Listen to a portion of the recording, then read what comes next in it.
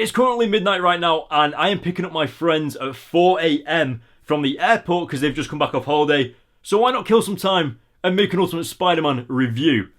So yeah, let's kill some time.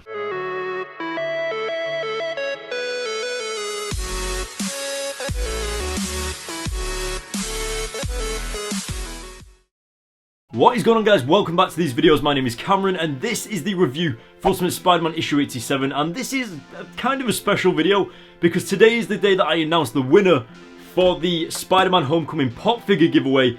And I don't know if you guys saw it, maybe some of you did, some of you didn't, but I actually did a giveaway to celebrate 50,000 subscribers, and I'm giving away 10 of these. Like, some of them are Miles Morales, some of them are Spider-Man Homecoming and stuff like that. And so the winner of this one is someone called Adam G. I thought his comment was awesome, and it is completely randomly picked. Like, I don't scroll through, I actually put it into like a generator and it blasts through all the comments and then just chooses a random one. So yeah, congratulations for winning this, and I will have this posted to you and everything like that. I'll need to message you obviously to know where to post it and stuff like that, but yeah, get in contact with me on my Twitter or my Instagram or something along those lines, or I'll message you and we'll go from there. Now obviously, guys, don't worry if you didn't win, because if you look behind me, I literally have like rows of these things. Like, I was also pretty surprised because most of you guys were buzzing over the Miles Morales one, and I'm like, there was like loads of these in my comic book store, and many of you guys are saying that they're rare.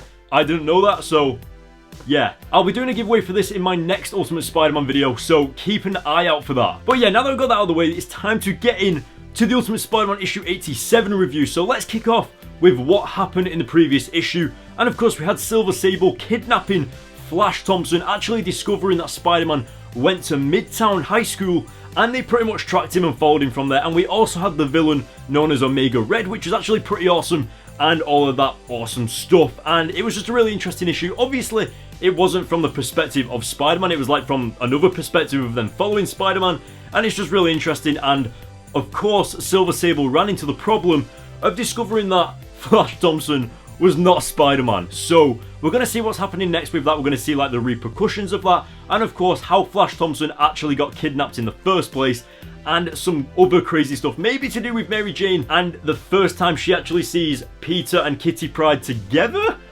Let's get into this issue and find out and see what actually happens. Let's go.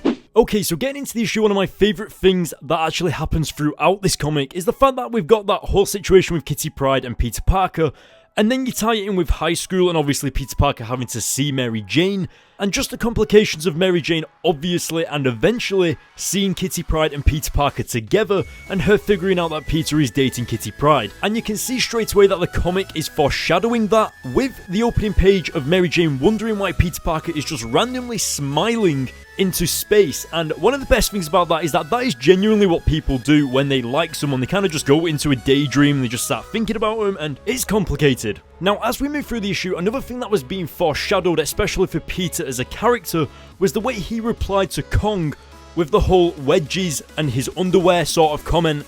Did you see how confident Peter Parker came across to Kong, considering that Kong and Flash actually used to bully Peter Parker, and in fact still do? You can see that because of Peter Parker being Spider-Man, he's more willing to step outside of that zone of actually giving witty comebacks to Kong and Flash, and it genuinely does get amazing at just how upfront Peter does become towards Kong and Flash in the future, in terms of comments towards those guys when they bully him in the future. Anyway, moving on, so as for the artwork on screen, it's actually really impressive with just how evolved Mark Bagley's artwork is again. Like, for some reason, the outline of the characters aren't really the same as what they usually are from Mark Bagley's artwork in previous Ultimate Spider-Man comics.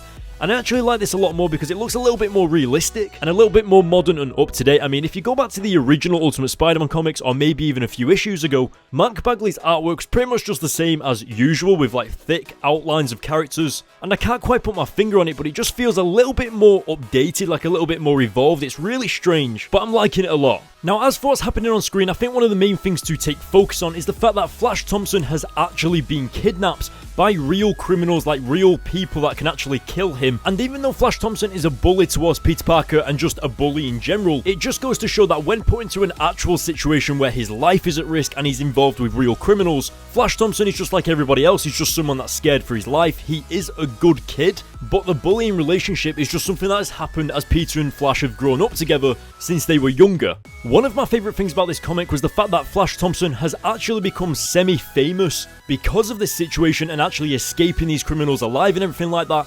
And it just seems so ironic because Flash Thompson is the bully of the school and Peter Parker gets no credit for really saving anybody, and then when Flash Thompson gets kidnapped, all of a sudden he is the hero, and it's just like, man, that is like Peter Parker bad luck right there. Moving onwards throughout the issue, something else that I think this comic does so well is just kind of elaborate on Silver Sable's character, and something that I actually noticed is that some of you guys didn't actually know who Silver Sable was. Well, technically, she's like a character that people hire to get the job done, and she's like the best at what she does, and I think it was really interesting to see that she's even willing to do the job for free now because she cares more about her reputation and getting the job done than getting paid, and I think that's just an awesome way to sort of show off the responsibility of what she feels as a character towards her work. Like, she messed up the Spider-Man situation and now Roxxon is like, we're gonna have to sort it out with somebody else, and now it's more like a personal vendetta against Spider-Man other than the money. Like, really, Spider-Man was just a job for her, whereas now it's sort of a little bit more personal because her reputation is on the line, which means that Silver Sable is probably going to be a little bit more brutal when it comes to taking down Spider-Man, or at least capturing him anyway. And that's not good news for Spider-Man at all. Now, onto the final few pages of this comic, you can see that because of this whole Flash Thompson thing with him becoming famous a little bit and he's being hailed as a hero and being kidnapped by criminals, etc., a lot of the press is actually at Peter Parker's school, and the problem is that there's the rumour that Spider-Man now goes to this high school and there's all this crazy stuff, and that's not really good for Peter Parker because obviously there's a lot of cameras, there's a lot of microphones that could pick up audio of Peter and Mary Jane talking to each other and like a lot of Spider-Man stuff being mentioned, and especially with Peter Parker carrying around his Spider-Man costume in his rucksack, is kind of cutting it a little bit close. And again, this is just the sort of thing that happens to Peter Parker, like the Peter Parker bad luck of how could it get any worse for Peter Parker in this situation with all of these press and vehicles and everyone like that thinking that Spider-Man goes to this school now. And that is exactly what happens as we come up to the final page of the comic, where Peter Parker is actually walking through school and security actually does a random bag check on him. So pretty much they want to check what's in his rucksack, and of course he's got his Spider-Man costume in there. So again, Ultimate Spider-Man comics leaving crazy cliffhangers all the damn time. Like, seriously, I cannot wait for you guys to see the next issue, because how is he going to get out of this situation? You will have to wait and see. Man, that issue was so freaking awesome. I mean, seeing Mary Jane's reaction to Kitty Pryde actually sort of dating Peter Parker, like obviously showing interest in Peter Parker, and the fact that Peter is entertaining it, and it's basically just the first time that Mary Jane has seen that Peter is kind of moving on from her, and it's quite emotional for Mary Jane. I mean, I kind of feel bad for her just because we've been with Mary Jane since the very beginning of these Ultimate Spider-Man comics, and when I say the very beginning, I literally mean from like issue 1, like the early issues of Ultimate Spider-Man, all the way up to now. We've known Mary Jane like from the very beginning, so it's quite heartbreaking to see that she's sort of going through this thing of watching Peter Parker be with someone else in a way, and you can kind of see that it's bothering her, and she just, man, I feel so sorry for her. But I do think it's really nice that Kitty Pryde is in these Ultimate Spider-Man comics, and obviously judging from you guys in the previous issue and the Ultimate Spider-Man Annual Issue 1, Kitty Pryde is a very much welcomed character to the Ultimate Spider-Man comics, from you guys especially, and that is just so awesome. I mean, some of you guys actually prefer her over Mary Jane, and that's just, like, what an interesting thing. I just love how we have, like, the comic book community and, like, you guys commenting and all that. Like, they just love stuff like this to happen in the comics. Like, you guys don't freak out at stuff like this, and it's just nice that, like, everyone just has a normal conversation about it. Like, man, so good. Obviously, Kitty Pryde and Spider-Man's relationship is going to take us on some crazy adventures, especially because Kitty Pryde is an X-Men. So, interesting scenarios between Kitty Pryde and Peter. It's going to be awesome. As for Silver Sable and obviously her team of mercenaries and Roxxon and all that crazy stuff, I like how Silver Sable is more bothered about her reputation, especially because she's like this Silver Sable. She's known as the person that gets stuff done. She doesn't make failures, and she gets paid a lot of money for it. And the fact that she's actually going to sort this Spider-Man job out for free now, like she's not even getting money for it. Like, her reputation is so important to her that she's willing to do this just for the sake of proving to Roxxon that she's capable of delivering what she promises.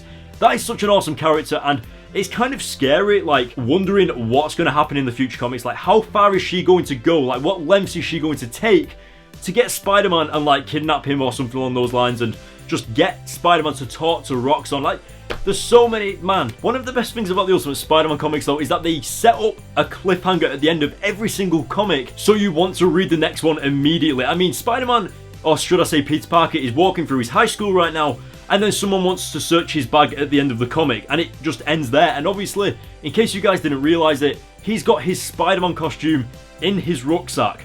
So, can't really remember how he's going to get out of this situation, and we're going to have to wait and see what happens with that. But now guys, I think it's time that we end this video, and obviously the quicker we end this video, the faster we can get on to the review for the next issue. So guys, thank you very much for watching this video. Hit the like button if you like this video. I think we should aim for 400 likes, especially because of the giveaway winner and just the awesomeness that ensued in this Ultimate Spider-Man comic. Can't wait to read the next issue. Make sure you hit the subscribe button if you want more of these videos as well. And don't forget to leave a comment in the comment section below. Let me know what you thought about this comic. Obviously, I need to actually rate this issue before I forget. So I'm going to rate this issue a 9 out of 10. Obviously, I've already spoken about everything that happened in it. 9 out of 10. Pure awesomeness. Thank you very much guys for watching, and I will see you all in my next video. See you later.